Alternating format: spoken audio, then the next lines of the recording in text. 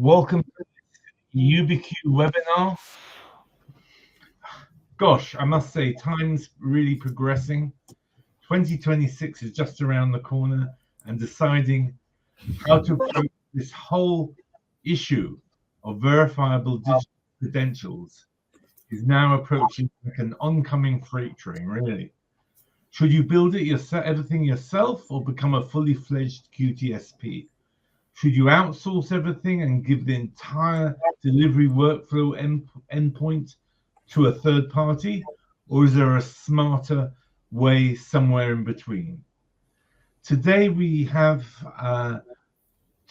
with me Steffen Schwalm, who's Principal Business Consultant at MSG Group and their thought leader in establishing decentralized models on digital identity.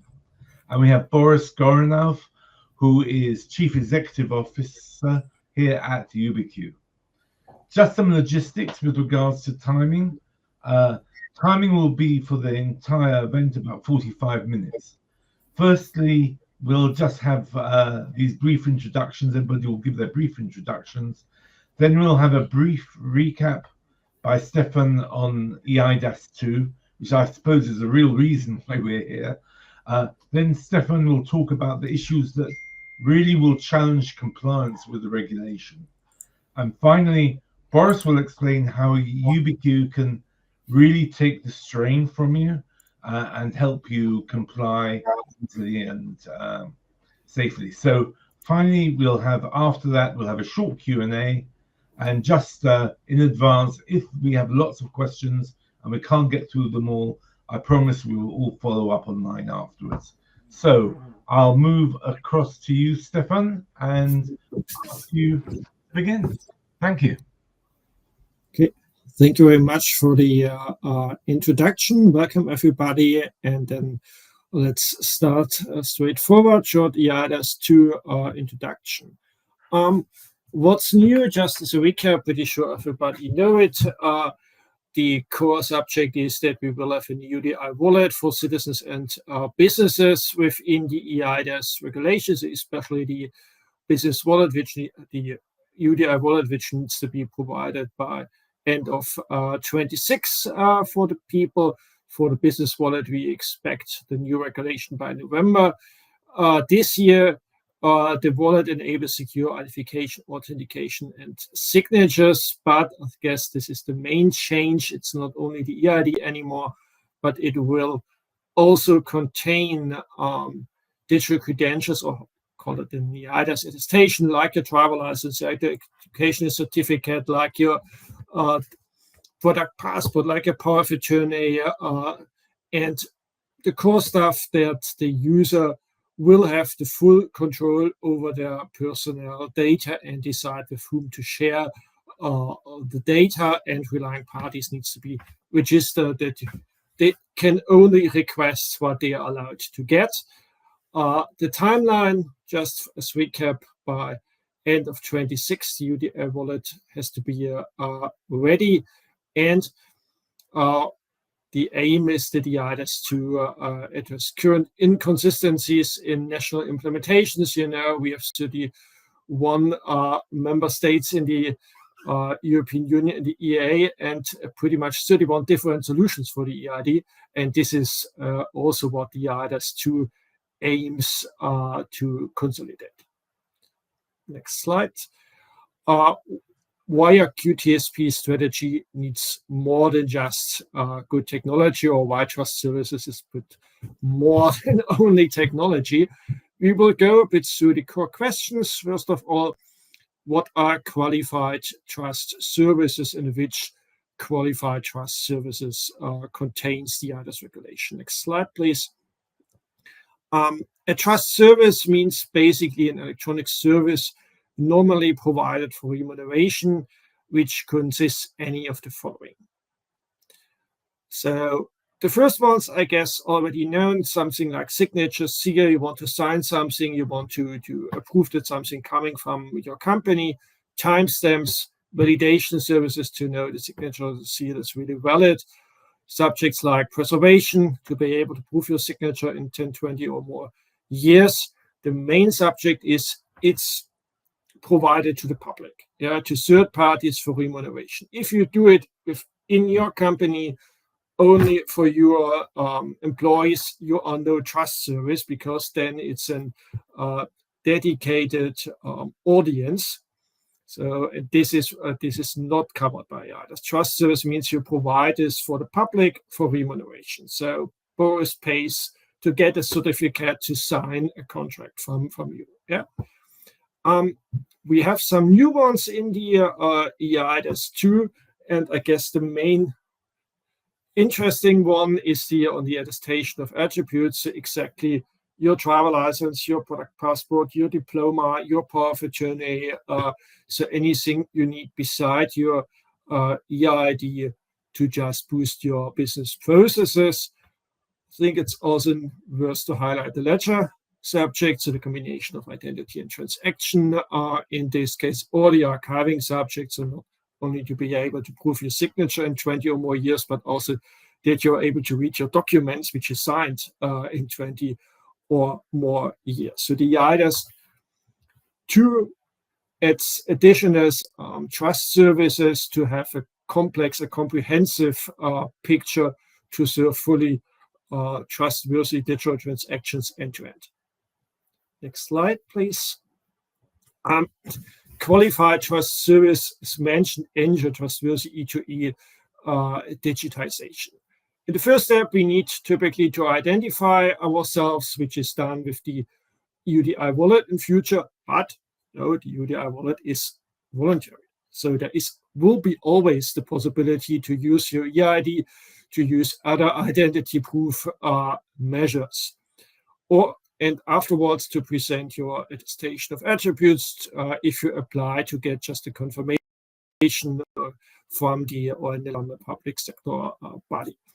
The management of identities means a bit which attestations you need for your business processes, what do you want to issue yourself, and what needs to be verified, and at the end of the day, the needed trust service to get a full digital transaction from the signing until the verification and possibly your own issuance of attestation of attributes, until the preservation and the archiving, so that you have trustworthy digitization end-to-end. From the identification, the presentation of attestation of attributes, to the starting of the business processes, the exchange of attestation of attributes, until the preservation and archiving to fulfill your burden of proof and documentation requirements for especially regulated environments. I think that's worth to mention. If you're low regulated, eIDAS might be also interesting, but the main ecosystems eIDAS address are the regulated ones, because the aim is to make subjects evident as long as needed. If you can go forward, please. And what's needed to establish this, you need to define your own strategy and business model. So looking at the different trust services, looking at the EUDI wallet, and foreseeably also the business wallet, how does it fit in your business model? Which of the trust services you need to establish your digitization if you want to become trust service yourself, to identify the requirements, do the conformity assessment and audit, and at the end of the day, the integration and operation. So for the good picture. Slide, please. How to qualify trust service relate to the EUDI wallet. We discussed about EUDI as the main part of the eIDAS, but from my personal perspective, the hidden champion are the trust services. Because, without an attestation of attributes, without a driver license, your EUDI wallet will remain basically an empty pocket. What we need to take into account, a QTSP needs to accept the EUDI wallet, especially for the identification. That's given in Article 24(1)(a). But A QTSP for the issuance of a disqualified attestation of attributes can also accept other identification measures. So it's not limited to the UDI wallet. A QTSP must be able to issue in the UDI wallet, but there is no law which forces the QTSP to issue in the UDI wallet. They can do this. It's not a must. They need to accept it for the identification, but there is no requirement that you need to issue an UDI wallet. And as the UDI wallet is voluntary, the QTSP can issue in any system. It needs to be digital. There needs to be an API. Printing might become difficult, but as long as we speak about digital, that's possible. The QTSP have to register as relying party. It's necessary in order to deal with the EUDI wallet as given in Article 5b of the eIDAS regulation. Must be able signing with the wallet. This for free is only for private use, and take into account only the UDI wallet requires alloy high. But to be honest, only less than 5% of the use case you really need it. Yeah, so at the end of the day, a QTSP is independent from the UDI wallet. It's one tool the QTSP needs to deal with. But the business for attestation of attribute signing, sealing starts now, or already started for the signing and sealing. And as we have common standards for the trust service, it does not matter if you use the UDI wallet or any other tool, because we have the same technical standards, and UDI wallet can be easily integrated. So main message: the business for trust services already started with signing, sealing, and for the new trust, especially attestation of attributes, it starts now. The UDI wallet can be integrated later. Next slide, please. How to become a qualified trust service? Please go to the process. It's pretty much easy. Yeah. So if somebody wants to become QTSP, it goes to the supervisory body in the country it wants to be certified. It can be any country. I want to become QTSP. Sends an application. Then supervisory body will say, just do the preparation, writing all the documents for your own or with external support, implement everything. Then the conformity assessment body is coming, doing stage 1, stage 2, document check, on-site check. Then we have the conformity assessment report. This is sent to the supervisory body. Supervisory body checks, and if successful, you'll be in the trust list. Yeah, so short and easy. Seems so. Next slide, please. Yeah, short and easy means we need something to do. Yeah, this is a bit of short overview of which main documents are needed. So typically you start with your operation documentation, which is the overall document describing the technical system, the processes, the governance, etc.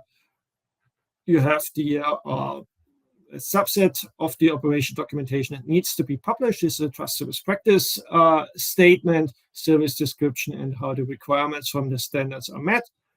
Security policy, we need to have a termination plan. Yes, we need to start what we are doing if the success is skyrocketing and we go to Tahiti at the end of the day because it was absolutely successful and we start a trust service. So we also need to have an idea what's done when we terminate, how the data might be shifted to a third party, and terms and conditions so that the subscriber knows what are the requirements to use the trust service, and the subscriber agreement, which is pretty much the document. Those documents are the same for every trust service, only the content depends on the kind of trust service. Next slide, please. What are the requirements for qualified and non-qualified trust service providers? Yeah, let's go to the next slide.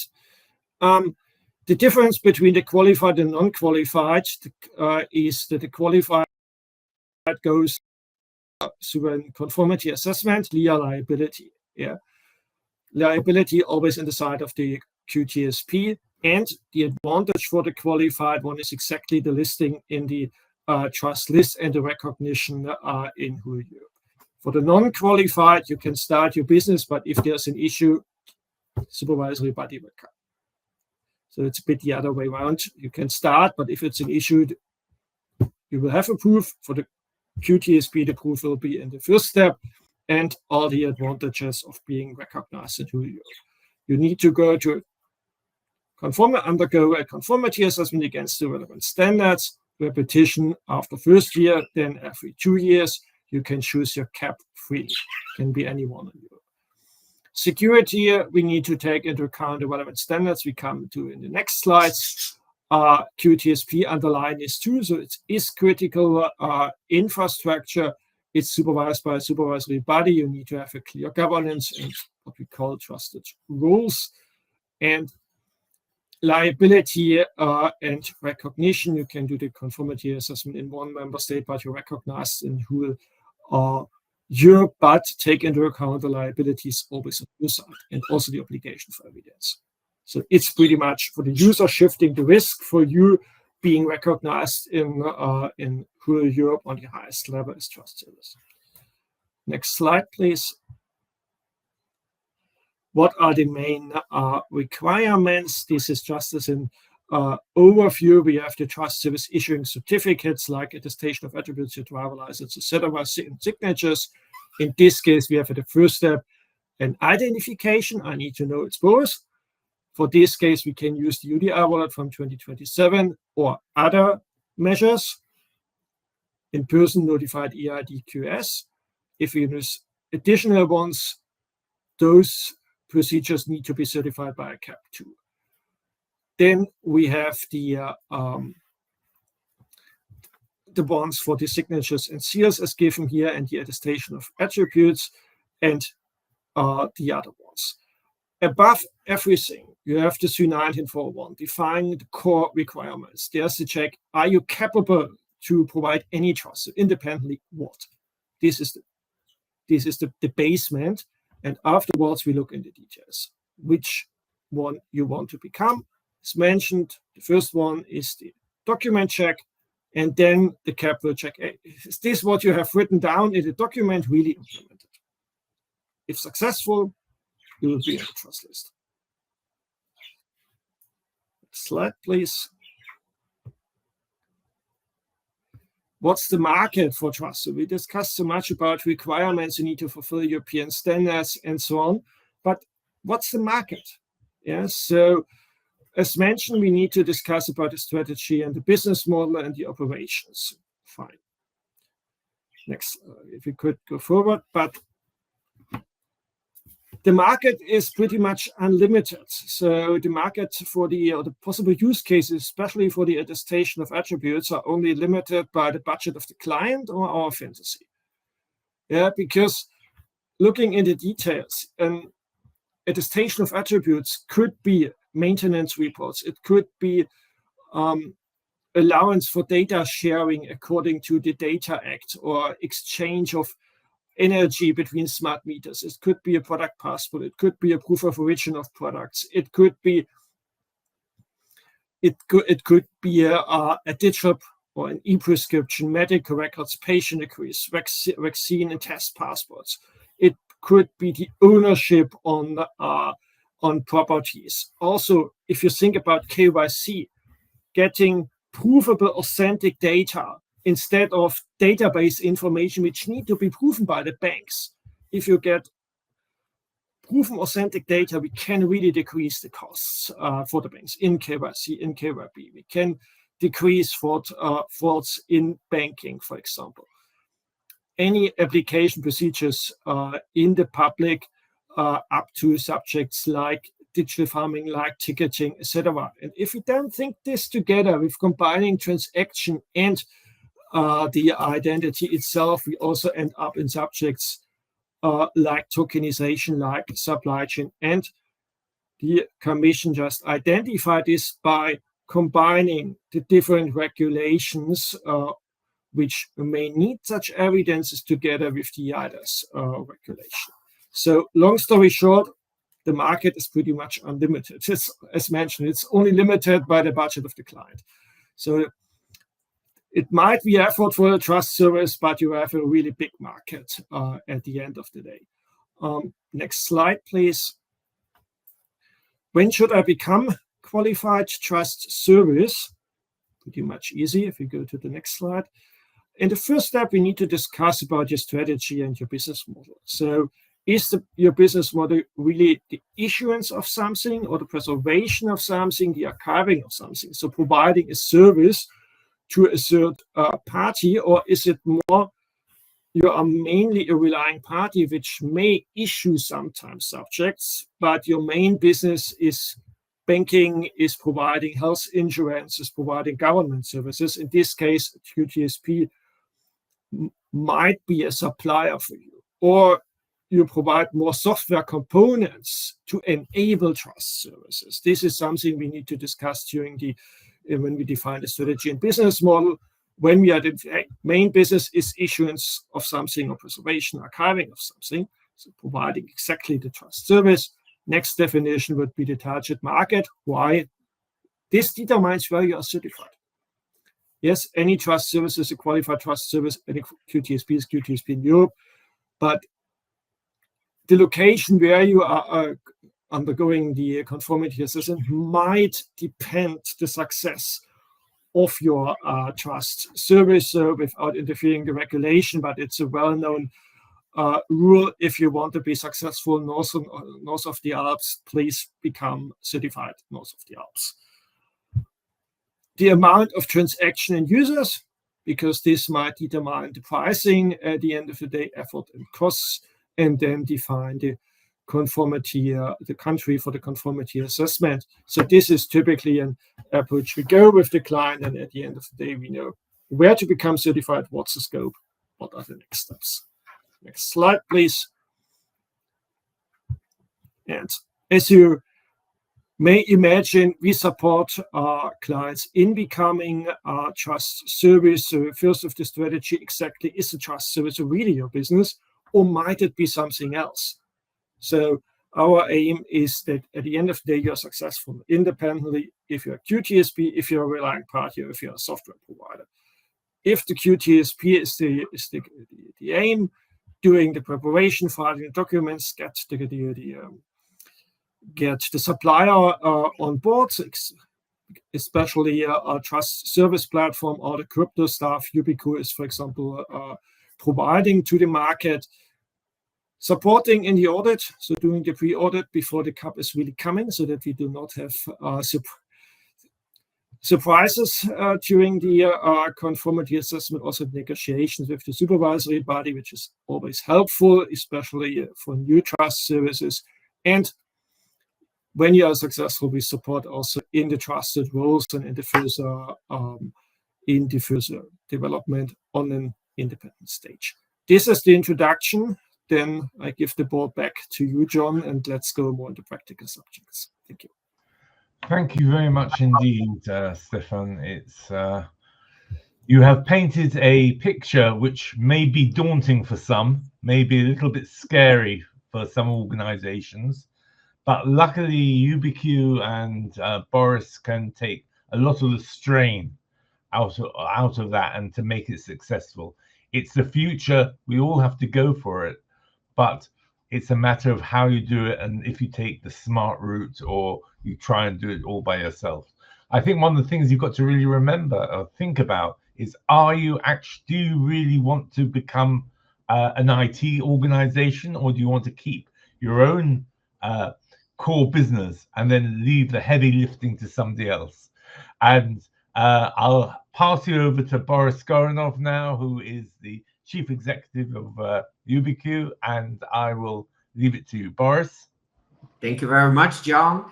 Thank you very much, Steffen, for the great introduction. I always like to say that there are so many opportunities and there are so many friction in digital journeys when we're doing end-to-end digitization.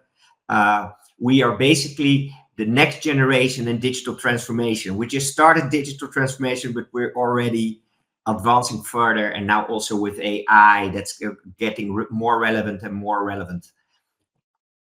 Can I get the next slide, please?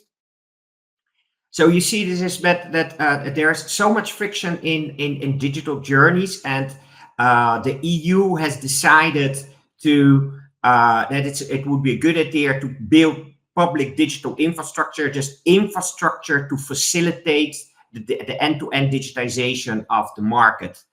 And so what we see is that we have a three-way model. Next slide, please.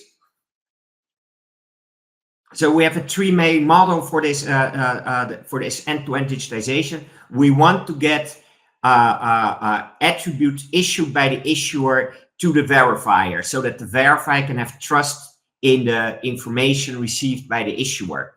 But in order to do that, we use the holder to transport the verifiable credential. So the issuer actually issues the verifiable credential to the holder, which then presents it to the verifier. So when we look at the eIDAS 2, that is basically providing infrastructure to enable the verifier to get trust in the information issued by the issuer. And because the information is going from the issuer via the holder to the verifier, there really needs to be trust anchors in place so that the verifier can actually have assurance who the issuer is and that the holder is the one presenting it. A simple example would be, for instance, next slide, would be, for instance, a university issuing a diploma to a holder and then the holder presenting that to his employer. So that means that now his employer needs to understand who is allowed to issue diplomas. They need to understand, how do I check a digital diploma as a verifier? And they also need to be sure that it's an actual diploma that is issued by the issuer, because the holder presented it to the verifier. So if it's not secure, the holder can modify it. So that means in order for this to work, everybody in this ecosystem needs to have a digital identity as an actor. That's where digital certificates come in.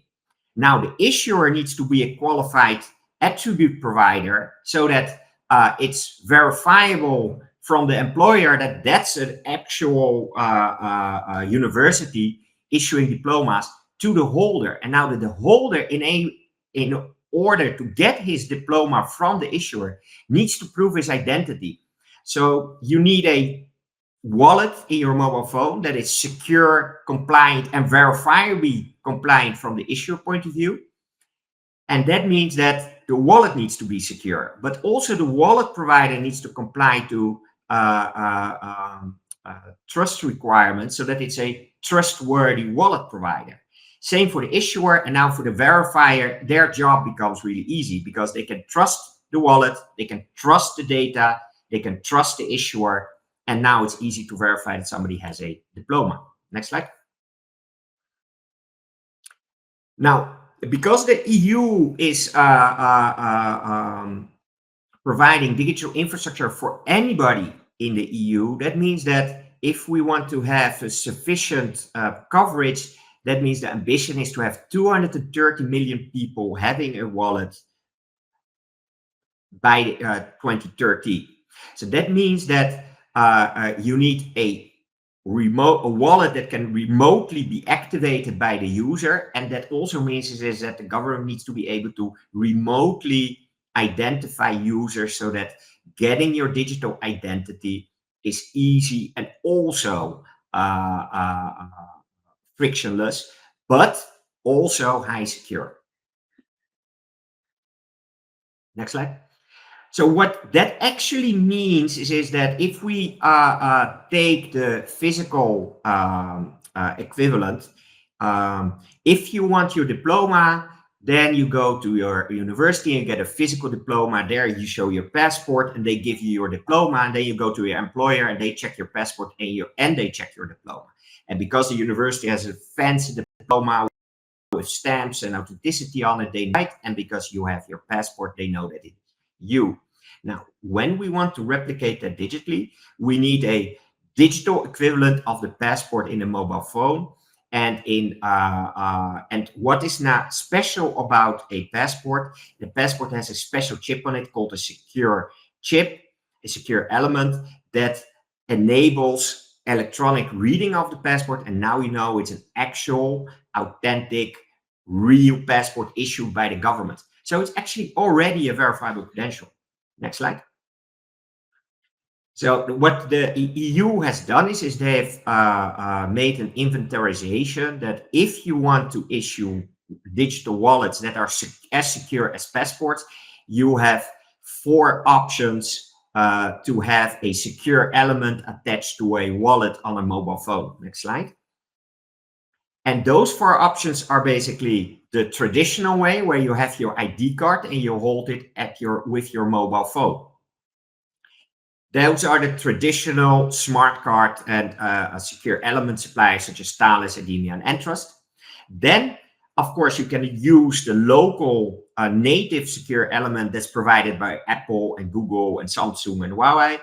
And another option would be to use the SIM card or the embedded SIM card that's used by the telecommunication provider. And the last option is you can use a remote secure element in a data center. The data center securely connected to your mobile phone through a direct connection, and that's what we as YubiQ do. Now, if you analyze the different options that you have as a wallet provider for creating a compliant wallet, what you see is that the first option, using a smart card, is a proven technology. It's compliant to the eIDAS regulation. It's scalable. It's inclusive. You can give the smart card to anyone. But it's if you lose the card, you lose the key. So that means that you need to get a new card. So you cannot do rapid recovery. It's not user-friendly because you need to tap your card on any interaction. And you cannot issue it remotely because you need to show up to physically acquire your card. Now, if we look at both the local, the native platform and the SIM cards, what we see is that both are not certified. There are no certified secure elements on mobile phones available today that are certified in the right way. They might have a security certification, but that security certification is only on the secure storage of the key and not of the control of the key by the user. And that means that it's not eIDAS compliant. It's also not scalable because it's not available. But even if Apple and Google and Samsung decide to create mobile phones with proper secure elements that are certified in the right way, that means it will take at least 10 years before there's a sufficient population to be able to have a valid install base. It's also not inclusive because, especially in the beginning, you will always need new phones, high-end phones that include it. And with rapid recovery, you still have the keys are on the secure element on the phone. So if you lose your phone, you lose your keys. But it is user-friendly and you can issue it and activate it remotely. So now what we have done as YubiQ is we have basically combined best of both worlds, where we can remotely attach a secure element to a mobile phone, to the wallet instance, through a direct connection. This means that you can use any mobile phone, especially the current mobile phones in the market. So it's super scalable and it's inclusive because you don't need a super high-end expensive phone. And because we as YubiQ have done this already for almost 9 years, we have this solution in production. We have a lot of experience in what is needed additionally to the minimum security and compliance requirements, and also have innovated on rapid recovery. Of course, it's user-friendly and you can activate it remotely. So that means that we have a way forward as the EU to have 230 million users by the end of 2030 with a remote secure element. Next slide. And of course, next slide. So what we saw is Steffen really nicely explained. Okay, first, once you have an eIDAS wallet, and then I explained with our remote secure element how to create a compliant wallet from a security requirements point of view that scales. Now, on the other hand, you have all the ecosystem actors. So we have the access certificate providers, we have the PID providers, and the attribute providers. All those providers need to be trustworthy, and that means that they need to be compliant. And if you look at all the compliance requirements, you can basically summarize it as 1,500 line items in an Excel list. And that's a daunting task. We found out together with Steffen is that together we have done almost 20 QTSP, so that means that's almost 10% of the market. And what you see is that there are really bad examples of people trying to do it themselves, thinking they can do it in 1 or 2 years, and then end up doing it in 5 or 6 years, and spending millions of euros on a failed QTSP project. So what we have done as UBQ is we have really rigorously productized the becoming of a QTSP with our QTSP platform. So once you have the ambition for end-to-end digitization, you have established with Steffen your strategy, your market, and that means that you need to comply to requirements. Then you basically need to figure out, how do I become a QTSP? And your first option, of course, is just outsource everything. That means that you'll depend on an external vendor. You won't be a QTSP, but somebody else will be the QTSP. Your name is not in the certificate. You're just providing the data. And you're issuing only, you don't have reusable identities.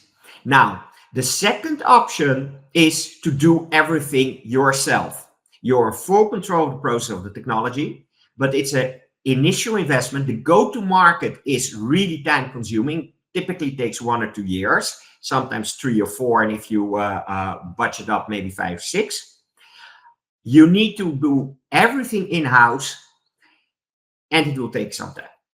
Now, what we have UBQ has done is by rigorously productizing, becoming with a QTSP platform, leveraging our remote secure element, pre-certifying everything, which means is that you can become a QTSP in 2 to 3 months with the lowest investment required, with the fastest time to market, and we have an option to have everything in your own data center in time.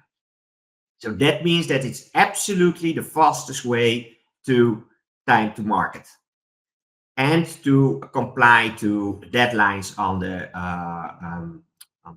So if you summarize, it's basically the best option, because at the end of the day, you can also host it in your own data center. So you have full control of the process and technology.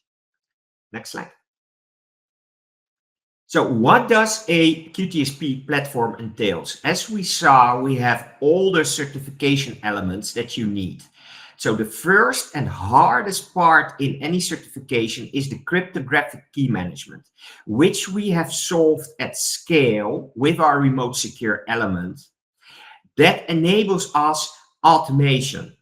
We have automated everything. So that means that the second thing that's super important is business continuity disaster recovery. We can deliver a completely new environment in on a new cloud hosting provider within half an hour from encrypted backups because of all the automation. And what does that mean, automation? So we have a trustworthy system core. That's the infrastructure. That's your databases, Kubernetes clusters, firewalls, etc. We have automated that and made that compliant with the QTSP requirements. Then on that infrastructure, you want an operational environment. You want logging, monitoring, archiving, backup, audit, access control, log normalization, alerting, monitoring, etc., etc. So we have taken all those products, pre-integrated them, and pre-certified them against QTSP requirements. And then the last part is we have a DevOps environment that enables you to go from code to Docker container to loads in your operational environment with change management, release management, vulnerability management, so that you're in full control of your IT. So now with our QTSP platform, we are able to help you create trustworthy applications. And we have modules for that to make your application, but we also have pre integrated applications for PIT issuers, PKI, backends for wallets, etc., etc. So that means, and what we've done as Ubiquitous is we have the CAP has come by and we pre-certify everything. So that means that when you become a QTSP, your CAP, your auditors don't have to check ours. You can rely on our certificates already. And that's why, because we have done 85% to 90% of the work, we can de-risk your complete implementation, and you can be done quickly within a couple of months. Next slide. So what that means is that you as an organization, because we have isolated the QTSP part and technology, can focus on your core business, providing value to your customers.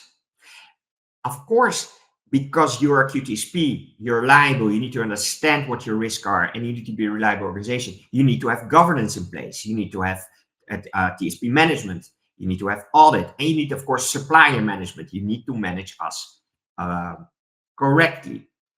But we have minimized the technical complexity and the maintenance, and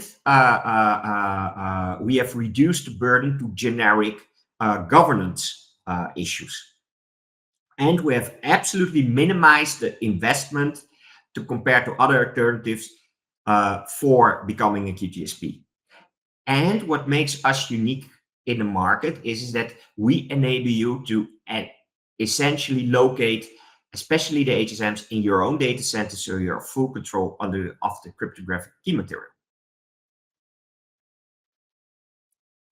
Next slide. So that brings me to the end. So now what you saw is we can create, we can help wallet providers create compliant wallets with our remote secure element. We can help wallet providers with a QTSP platform become a compliant, trustworthy organization to be compliant for the wallets. And on the other hand, we can help PIT providers, PAA providers, QAA providers, and signature providers be a trustworthy organization to service wallets and issue attributes into wallets. And now, and with that, we are contributing to the success of the eIDAS 2 by enabling compliant operators in the ecosystem having digital infrastructure. Thank you very much. Thank you very much. That was really interesting. We've got one question here. If you would be kind enough to answer, I think it should go probably, well, to both, see who's best to answer. We received a question about on the private chat about the challenges to QTSPs, for QTSPs, as the implementing acts aren't really there yet. And it's a bit of an unknown. How would you address that? Do you want to do that, Boris or Stefan? Maybe Stefan can start. Yeah, I can start, and Boris may add. Yes, it's a challenge, but it's nothing which blocks you in your preparation to become QTSP, as the main standards for the trust service in the eIDAS are already there. So the implementing act only define the minimal relevant or standards to be legally recognized, especially by public sector and other affected industry, public sector and other affected industries. For you as a trust service, or possible trust service, it does not change anything. This means you can start now with as the main standards are already there, to build your first step of your trust service.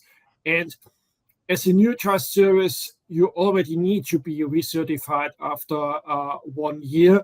And if something changes in the technical subjects, or if the new standards referenced by new implementing act, you improve this in your recertification. This is an approach we already know since eIDAS 1. If there are any legal or technical changes, it will be part of the regular recertification according to eIDAS. So after the first year, if you're a new trust service, or after 2 years. So it's not really an issue. It's only a part to be recognized in your roadmap.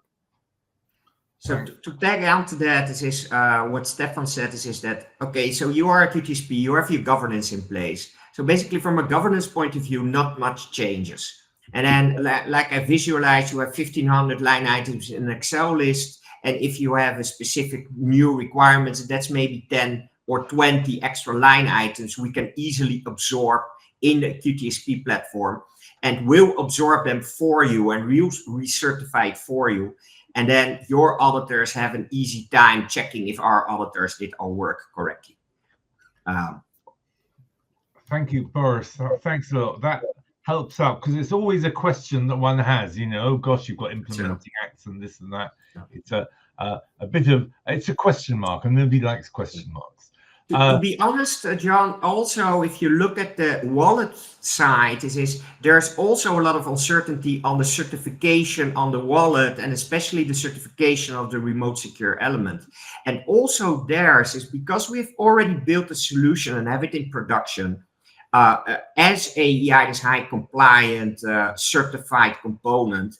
The actual changes are relatively straightforward for us to absorb. And so we have actually, because the implementation act on the certification of the wallet, and especially the security components, is already in place, we have already built it and are in the process of certifying it. So we'll be first in the market to actually get that done. Yeah, it's why invent the wheel, so to speak. Exactly. Yeah, if it's there already. Thank you. I have another question here. It's about why don't companies just use Google or Apple technologies? Sure. You know, this is a super interesting question, because if you look at the secure elements on the mobile phones, they are certified, but they are only certified for this key storage. So that means that you have a key in the secure element on the mobile phone, but it's under the control of the platform. It's not under the control of you as a user. And eIDAS demands that you as a user have sole control over the private key in the secure element. So that means that you need to be tied into the secure element as a user, so that you have control over your secure keys, and not the platform or application or Apple or Google. And that means that they certified it, but they build it wrong. So they need to build it again in the right way and certify it in the right way. So it's just not available. Yeah. Thank you. I've got a question, actually. One other question. Why shouldn't organizations just wait and see? You know, before doing anything? You know, why should they do things now, which they should do? Yeah, it's a bit a question. Do you want to be the first mover? Do you want to design the market? And do you want to also set a bit the scenes, especially for the new trust service? Yes, we have standards, but it's a new practice for the supervisory bodies, also for the conformity assessment bodies. So while it's on one hand the challenge, it's on the other hand the chance, as you can set scenes, you can set markets, you can set your revenue. Yes, you can wait, but the question is how many revenue will be there if you are the 5th, the 10th, or the 20th QTSP? Think about, oh, I now also want to issue some attestation of attributes. I think it depends on your business strategy. It might depend a bit on the market you want to where you want to operate, but the main message is that now you can set the scenes. Now you can define the market in your sense. If you are the 3rd, 5th, 10th one, you need to deal with what's then set, and this might not necessarily fit into your business model. Right, thank you. Boris, do you want to add something? Yes, please. So if you look at it, it's just so the EU is now building infrastructure, right? So the member states are introducing wallets, they're putting digital identities into the wallets, and they're opening up their databases so that they're available to businesses, right? So you can have the diplomas digitally, etc. So that means as a business, you have the opportunity to reduce friction for your customers and to reduce cost for yourself. And maybe if you sit on data, you can also monetize that data. So it's actually also a business opportunity that as a business, you can improve the user journeys for your customers, reduce costs, and make additional money. And so why do that sooner than later, especially if your competitors are already doing it sooner than later? Yeah. And the bottom line is you've got to decide, do you really want to just be an IT organization, or do you want to do your core business? Exactly. I think there's an old phrase that we say, leave it to the experts. And I think that's a guide to it nowadays. Thank you. I think we're running a little bit out of time now. So I'd like to thank Steffen for coming along. And Boris for coming along and discussing how it all works. And I hope everybody has really got a feel for the timing. And whilst not super urgent, it's time to do it, I believe. Just listening to you, this is the time. You don't want to get caught in the mad rush later on, because there will be, no doubt. So thank you very much, Boris. Thank you very much, Steffen. And thank you very much, everybody, for attending. UbiQ are always open to questions by email and things, and we'll be glad to help. We have, yeah. And anything else, please? We're here to help. We're here to help you solve your problems and become a QTSP. Thank you very much indeed. Thank you. You too. Thank you very much, Jon, for hosting. See you all soon in one of the events. Thank you. Thank you very much. Bye-bye. See you soon. Bye-bye. Bye.